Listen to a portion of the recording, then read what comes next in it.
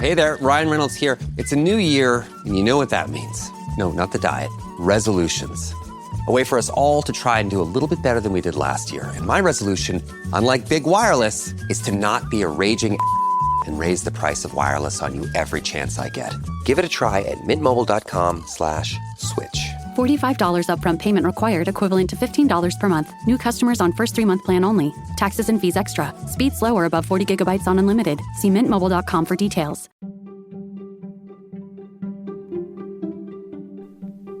You're listening to Carbon Removal Newsroom, a weekly show about current events in the world of carbon removal, from technology and innovation to policymaking and job growth.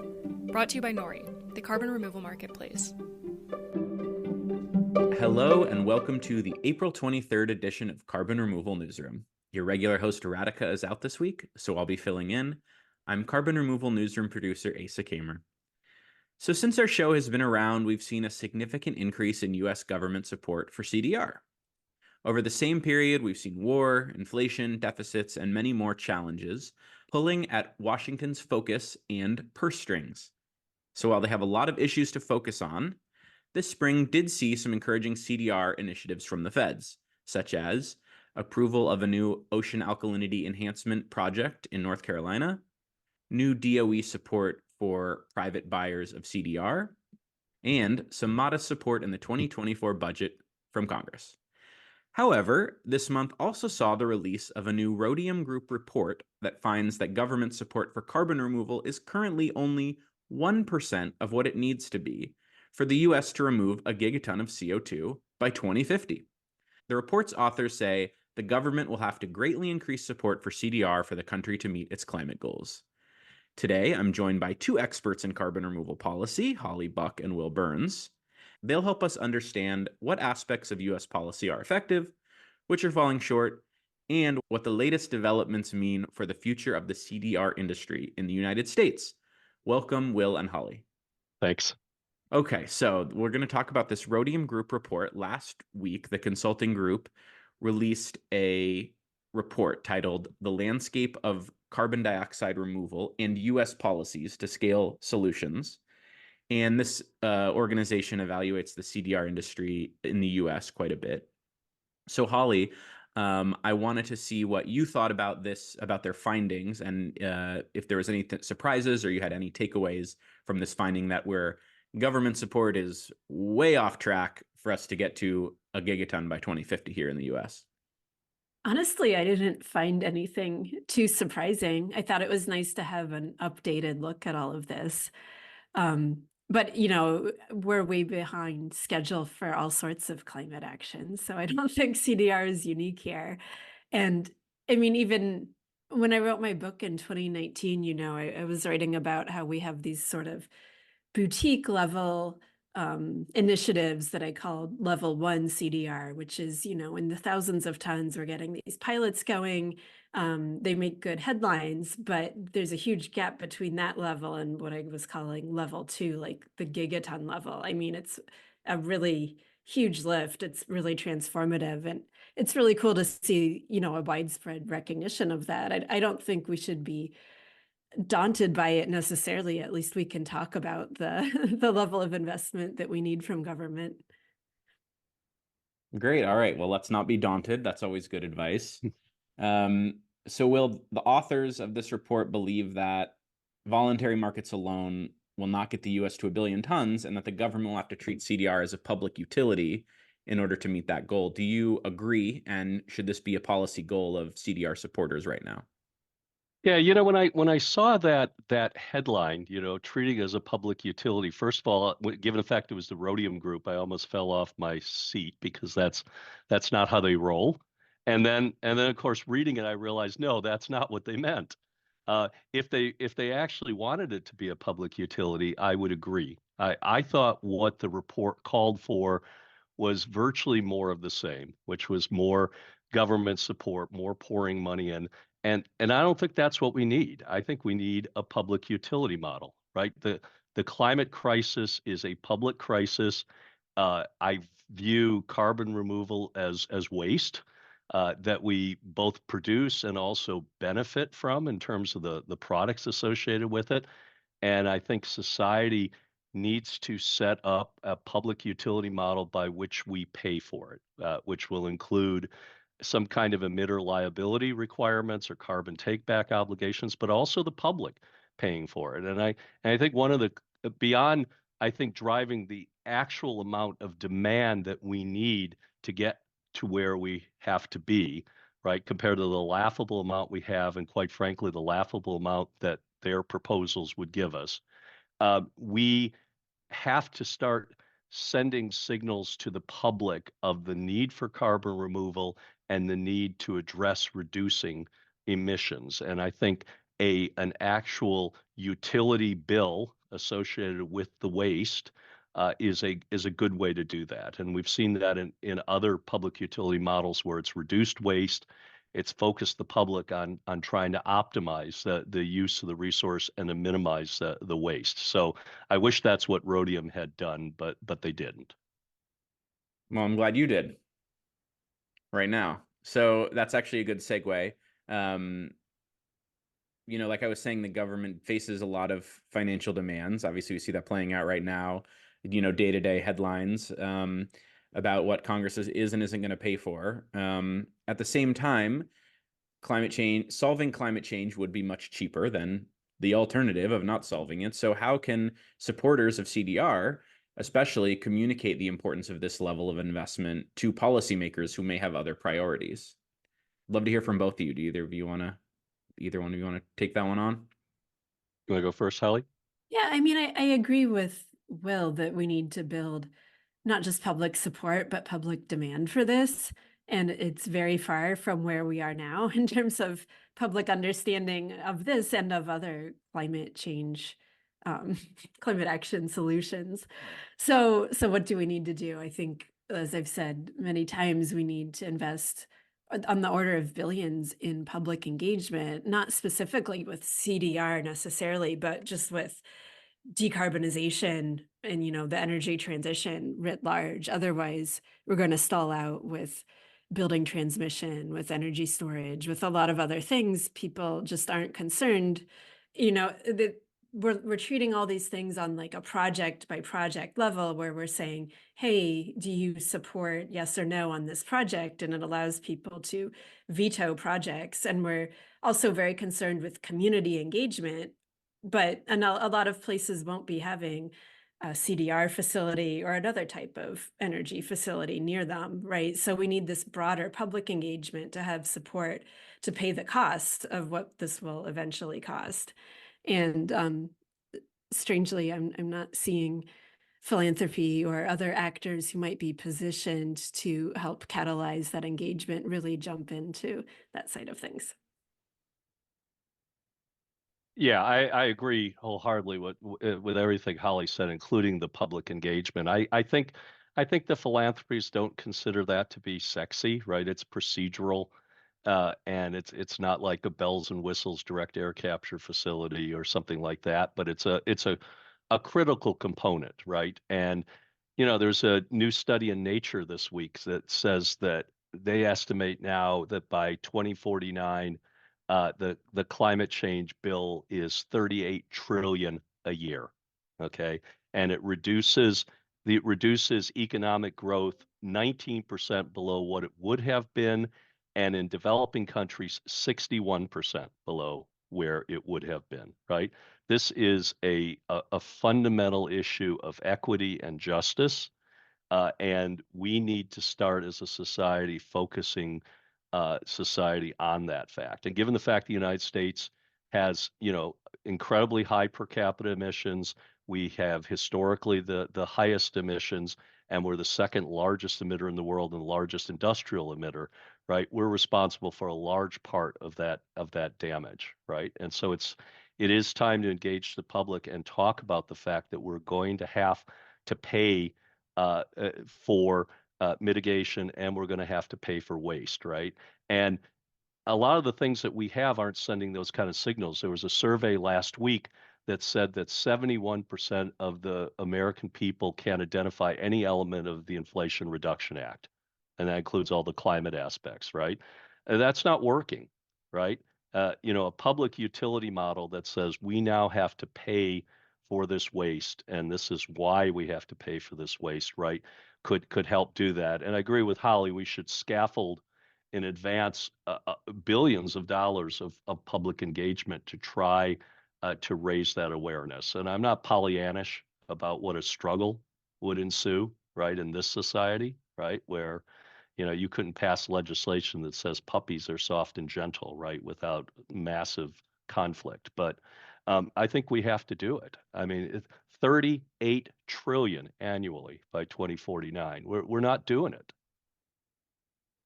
Wild, eye-popping numbers. We're gonna have to check that out, and we'll find the link to that for our show Yeah, notes. it's in Nature this week, and I think the lead author is Max Kotz, Kotz, I believe. Okay.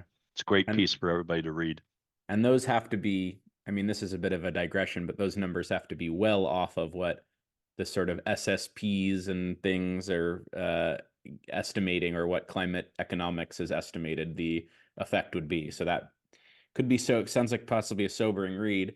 And I'm gonna try to segue us into our next section here, but it might land with a thud after hearing you both call for massive society-wide change and investment in order to address the climate, because I want to talk a little bit about Congress's 2024 budget, which included some CDR initiatives, although they were all to the tune of a couple million or even in the hundreds of thousands. So maybe I don't know if I ordered these quite right, but zooming in a bit to what did happen this year, or at least from this particular appropriations legislation, was there anything from this article that we'll include that kind of did a rundown that stood out to you? Any surprises, or was the small scale of it just too overwhelming to say anything else about it?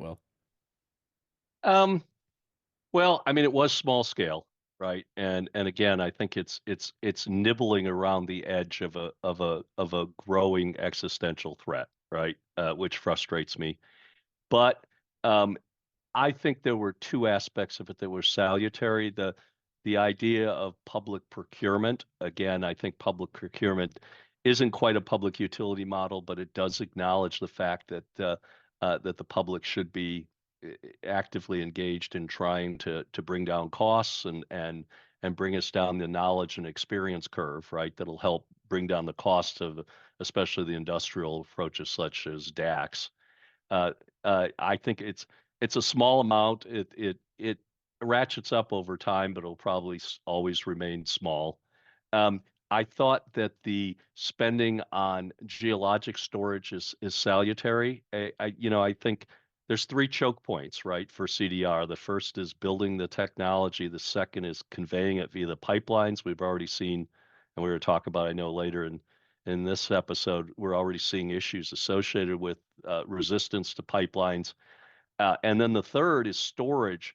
And other than talking about Class 6 wells, we really haven't in earnest talked about how titanic a task storage is going to be, and the likelihood of more public resistance to some of the places we may want to do it. And so I think this funding for characterization, right, which is a more granular sort of level of research than what we've seen to date in terms of the more general USGS surveys of what we have out there, is a good thing. Great. Okay. Thank you, Will. And Holly, when you look at news like this, when you see these government allocations, how do you think about their success? Like, what metrics should we look for in these programs to see if they're effective or not? I mean, a lot of this money is for R&D. So I think that with that, there's a lot of different metrics. And because it's science, it's not just about seeing positive results, right? Negative results are also valuable. So I think complementary metrics are, are we training early career people with that R&D money? And are those innovations or findings being distributed globally where they can have global impact? Things like that are also important. And as part of the announcement, the DOE released notice of intent for their carbon removal purchase pilot prize, which is a great title for radio. All those P's in there. So what is this program? What is the sort of significance of what they're doing here, the DOE? So this started with $35 million in bipartisan infrastructure law funding. And basically, the US government serves as the customer for CDR credits. And so applicants are asked to develop these carbon dioxide purchase agreements through a pilot project that's going to deliver third-party verified CDR.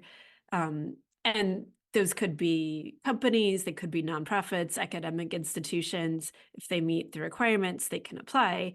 And so they're going to choose up to 10 teams. I think there are like 117 teams that applied. So 10 would be the grand prize winners, and they would get $3 million.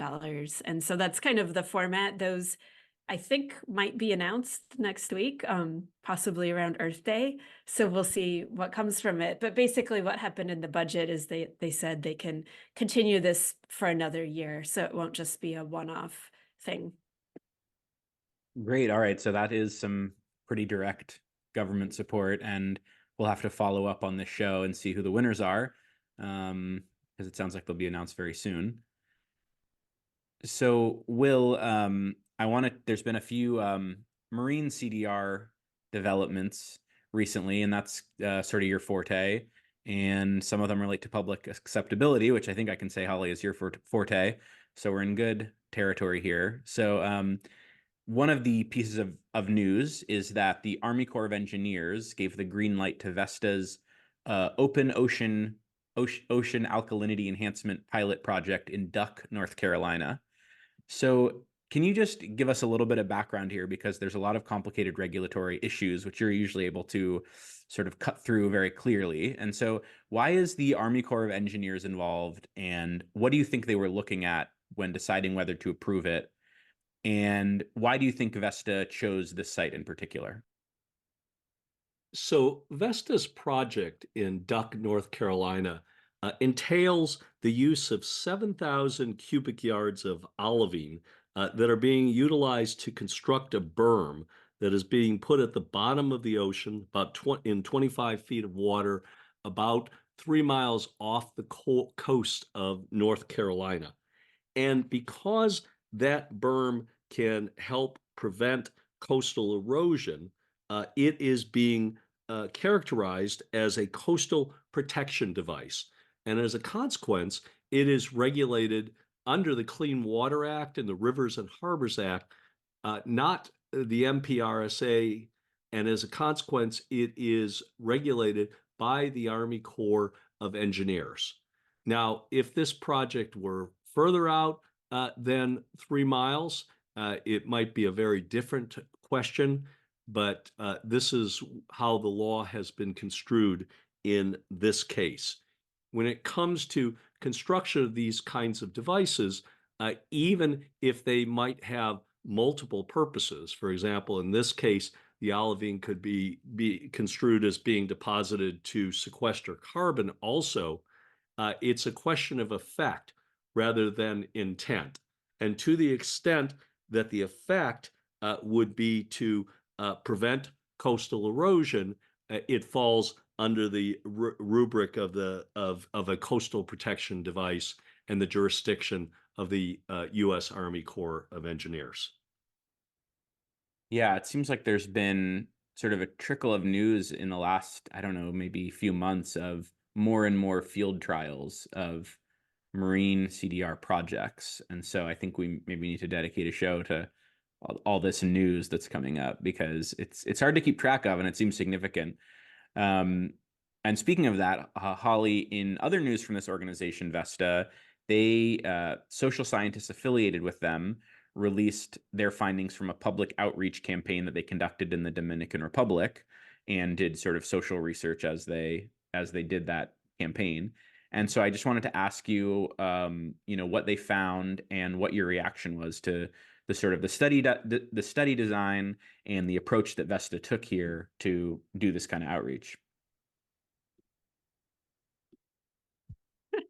I mean, I think the way you phrased it, findings from a public outreach campaign, speaks to the complexity of this effort. And I'm sure glad I didn't review this paper, though I'll say a couple of things. I really empathize with the effort here. So they took 2 years, I guess.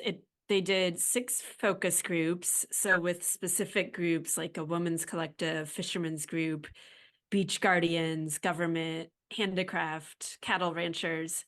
And then they did 42 questionnaires with key informants. And then they also did follow-up sessions with the focus groups and 10 more interviews with people in those groups. So, this is a pretty good amount of work, like time intensive. And then I was wondering, with all that work, why not publish it in a different venue than Frontiers? And I think it's because it must have been complicated for reviewers the way it blurs the lines between social science research on perceptions and public engagement and developing a project. So some of the things they asked about were like supportive attitudes towards Vesta, which is a kind of weird object, what people think of a particular company versus what they think of a technology. But they also did ask a lot of questions about perceptions of climate change. It wasn't really clear where they were going with that, but that would be a very familiar thing to do in a research context. And then they ask some questions in the focus groups, like how many of you are interested in becoming Vesta ambassadors and taking part of our training of trainers program to speak about Vesta in your community, which is, from a research standpoint, a weird thing to include. So what I'm saying is that I think it's challenging to partner so closely with a company on something like this. And it would have been interesting to see a little bit more reflection from the writers about that process. The final thing I'll mention about this is it brings up this question of what happens when you do engagement and the project doesn't happen. So they ended up, after all that, not doing a deployment or however you might frame an experiment with olivine there because of local site conditions identified during the initial phase of research. They decided this wasn't a good site for CDR and the field trial was canceled. So then, like, what happened to those people who were engaged? I'm left kind of wondering what they thought about it after all. And this comes up a lot because people are always asking, like, when should we do engagement? We're hearing the message that early engagement is really important, but if it's too early, is that going to have some results like this? I don't know. The paper brings up a lot of questions, and I encourage people to take a look at it. Cool. Go ahead, Will, please. What do you think about this?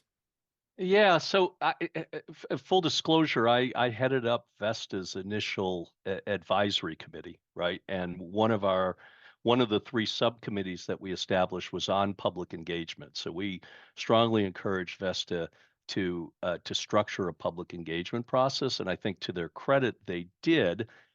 But having said that, I agree with a lot of the things that Holly said. I think it's very difficult if the actual company that wants to do the project hires the public engagement specialist, structures it, helps with the questions. I hate to sound like the flaming socialist that I've become on this show, but I think ultimately you're going to need government to establish protocols for public engagement and administer them if you're going to have a fighting chance of these not being waylaid by those kind of considerations, right? And so I think that was problematic and kind of reflected in terms of the kind of results you got, including this, recruitment for public ambassadors and things like that. That wouldn't have happened if it was a federally structured program. Very interesting. Thank you for sharing that, Will. And we are going to, in a second, get to a much more direct way of getting people to approve your project, which is just giving them money. And we can talk about that. But before we leave the marine CDR space, I want to ask you, Will, about some new guidance that was released by the EPA related to MCDR. And if you could tell us what new information was released and if you think this clarifies at all the process for CDR companies that are entering a very complicated regulatory process for U.S. marine CDR projects. Yeah, Yeah, so a couple months ago, the EPA released guidance for MCDR projects, and they essentially said that the regulatory purview could either be under the Marine Protection Research and Sanctuaries Act, which implements the London Dumping Convention for the United States, right, of which we are a party, or they said under other circumstances the projects could be under the National Pollution Discharge Elimination System of the Clean Water Act. And I'll just very briefly explain what they said for each one. But it wasn't groundbreaking guidance. It really was kind of summarizing what you could have seen if you hired counsel and had them look through the statutes and the pertinent regulations. What I thought it did do is it made clear what EPA's interpretation was of the statutes and regulations, and it indicated that it was open for business in terms of at least entertaining permits, right? And they're looking at a permit right now. They're looking at the Loch Ness project, which is on the northeast slope of the United States that Woods Hole is working on. It's an ocean alkalinity enhancement experiment, and that most likely, I suspect, will be the first permit that they issue, and that'll be under the Marine Protection Research and Sanctuaries Act. So what they said briefly was the Marine Protection Research and Sanctuaries Act, they said anytime you have a vessel that's depositing material into the ocean, it's subject to the MPRSA. Unlike the London Convention that has an exception that says that if you're putting it in the ocean for a purpose other than merely disposing of it, at which point it doesn't constitute dumping, the MPRSA says it's dumping per se when you put it in the ocean. Okay, and so you're subject to all of the regulations that they have in terms of characterizing the site. They indicated that it is likely of the three kind of research permits you can get under the MPRSA. There's a research, the permits you can get. There's a research permit, there's a general permit, and there's a special permit. That these would be research permits, right? And the criteria is, would the potential gains and knowledge that we get outweigh the potential risks associated with the intervention, right? And so they outlined that. They talked about jurisdiction, right? It might surprise some people how broad our jurisdiction is under the MPRSA. It not only includes the territorial seas and our exclusive economic zones, but it includes all waters out to the next time you bump into somebody else's exclusive economic zone. That isn't earth-shattering. It's in the statute, but I think a lot of people don't know that. And so they have broad jurisdiction. They have jurisdiction over vessels that load materials in a U.S. port and go out and engage in these. Any vessel that's registered under U.S. Flagged under U.S. jurisdiction is subject to the MPRSA. And if you want to deposit materials in our territorial sea, though notably not our exclusive economic zone, from another country, you're subject to MPRSA, right? And so that's essentially what they said, right? And so, as I said, we'll get this first permit. They'll have to prove they've minimized the potential harms associated with the operation. They'll have to show the area that they're in is not particularly dangerous to be deploying, and they'll have to show that the scientific benefits outweigh the potential risks of doing it. The other regulation is not under the MPRSA. It's under the Clean Water Act, right? And that's the National Pollution Discharge and Elimination System. And that's for any discharge of materials from an outfall. So that's a dedicated point source, right? And so a lot of the electrochemical things that we're talking about, the things we're talking about, reactor-based approaches that then reduce alkalinity into the ocean would fall under the MPDES. And it has regulations in terms of how much of any given kind of materials can be put in the ocean before it's deemed to be dangerous. And so they'll have to do the same kind of characterization for any of those approaches, which again, probably the first permits we'll see will be for some electrochemical approach. So I think EPA just very with great fidelity, tracked the statutes and regulations, but probably provided clarification, especially for smaller companies that don't have the money to hire counsel, as to what the rules of the road are. And so in that case, it's salutary. So this is clarifying existing rules rather than making any new regulation that a company would have to heed one way or the Absolutely. other. Okay. Absolutely. Zero new regulations. Gotcha. So that's probably, I'm just trying to imagine if I'm like a leading a founder of a ocean CDR startup in the US, this is probably more helpful than not for them to clarify. Yeah. I mean, it sends a signal, I think, that they're open to reviewing these, and these are the criteria they're going to apply. So it creates some certainty. And as was said, we'll see what happens. I suspect there'll be a learning curve for EPA and companies, and this first one will probably take longer than some of the others, because everybody's going to be extremely cautious. But if things go well, it may help to expedite this process in the future. Great. All right. Well, thank you for giving us the rundown on that. I want to segue into our last segment here, which is about some news that came up recently, which is that the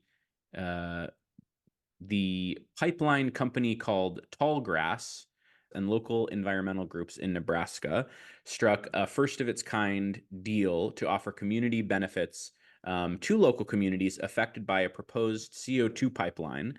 And so this is not directly CDR per se, but it certainly has impacts for future CDR planning and modeling, which theoretically is going to require CO2 pipelines.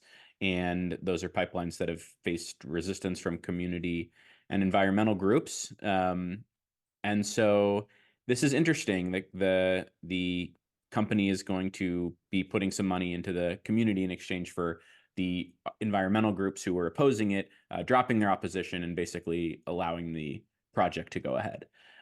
So Holly, what did you think of this announcement? And did you think it was a good deal for the local communities? So I'm not one to judge if it's a good deal, but I'm glad to see it with some reservations. So a few things. This pipeline, it's not necessarily breaking new ground. It's an existing natural gas pipeline right of way. And I think that makes a difference for people on the ground in terms of how they perceive it. So this group was Bold Nebraska, which is an NGO that does advocacy, but also 11 farm groups signed this agreement as well. And basically under this community benefits agreement, Bold Nebraska will not oppose the project in exchange for the company's commitment to spend $600,000 to train and equip first responders on the route, and also donate $500,000 to nonprofits in the counties along the route. But the thing that's even more interesting to me about this agreement is that the landowners on new pipeline laterals, instead of getting like a lump sum payment for that right of way at the beginning, they get a yearly royalty check based on the volume of CO2 being shipped. So I think that's an interesting way to put revenue back in over time. However, I don't think it's an optimal situation where companies have to pay groups not to sue them. Generally speaking, we need to really figure out a way out of this paradigm. And I also think that this issue of training and equipping first responders really needs a much larger federally funded coherent solution when it comes to CO2 pipelines. We can't expect every single route to negotiate a CBA for that. We really need the government to be funded to provide comprehensive training for all of the pipeline and also the storage and so on.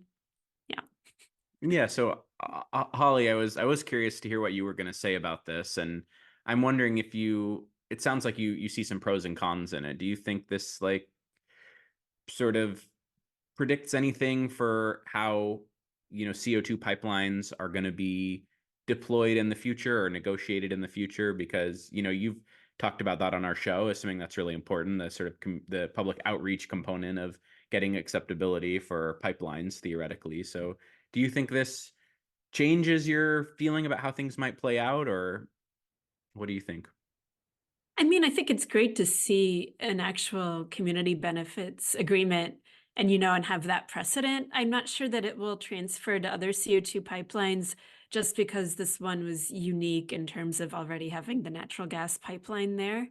And in general, I'm a bit concerned about relying too heavily on community benefits agreements as the tool. I think this is basically a neoliberal paradigm where we're in a situation where we don't just tax companies and have elected officials decide how to allocate that money and what benefits to have happen. I would much rather see that than have non-elected representatives who self-nominate to represent these communities be the ones negotiating all this. Yeah, it's interesting. And it really reminds me of how housing works in a lot of, I guess, more liberal cities in the US, where at least where I live, for every new apartment building, there's a negotiation with kind of a similar dynamic of whoever is going to come oppose it and say how much, what rate are we going to make. All right, so Will, this pipeline, I'm going to go to you, is going to cost 1.5 billion, and the benefits agreement is around 1.1 million. So this is not a drastic cost to the company, though theoretically it probably added to their timeline to have to do this negotiation. So kind of similar question to you. What does this announcement say to you about the future of CO2 pipelines, or does it say anything at all? Yeah, I don't know what it says. I mean, one of the things that this agreement does not do is preclude eminent domain challenges by landowners still. So it'll be interesting to see what happens. Nebraska has the second largest number of ethanol plants in the country behind Iowa. And so there's likely to be a lot more of this. And I think eminent domain may still be where the rubber meets the road. So we'll see what happens ultimately in terms of those negotiations. At the same time, I think there's salutary aspects to it, right? I think pipeline companies are realizing that you just don't run over the local communities with these things, which is all to the good. They're acknowledging the fact that, given the fact that there are some impacts associated with these projects, there probably should be community benefits that flow from it. And I can't opine upon the adequacy of it because I think the local community has to try to determine that, and hopefully they determined that this was a reasonable amount in terms of what they got, right? I'm glad there's funding and training for first responders. That was one of the problems we had in Satarsha, Mississippi, right when the CO2 pipeline exploded. Clearly the first responders were not prepared in a way that was necessary to deal with this. And we hopefully won't have a lot of these accidents in the future, but if we do, CO2 has a very unique sort of footprint in terms of its manifestations that's different than, natural gas or oil, and we need first responders trained for it. So I'm glad there was funding for that also. All right. Well, is there anything else you two would like to add before we wrap up here? Nope, that was good 360, I think, of CDR. Yeah, that was a bit of a grab bag, but I want to thank you both, Will and Holly, for joining us this month on our policy show, and looking forward to talking to you guys again in a month, or having our host Rhodica talk to you guys. And thank you so much for joining us. Thanks, Asa. Thanks, Holly. take care. Thanks so much for listening to Carbon Removal Newsroom. If you like the show, the best way you can help us is by giving us a great rating and review in Apple Podcasts, following the show on Spotify, and by sharing the show on social media. Tell your friends and help us spread the word about what's happening in the world of carbon removal.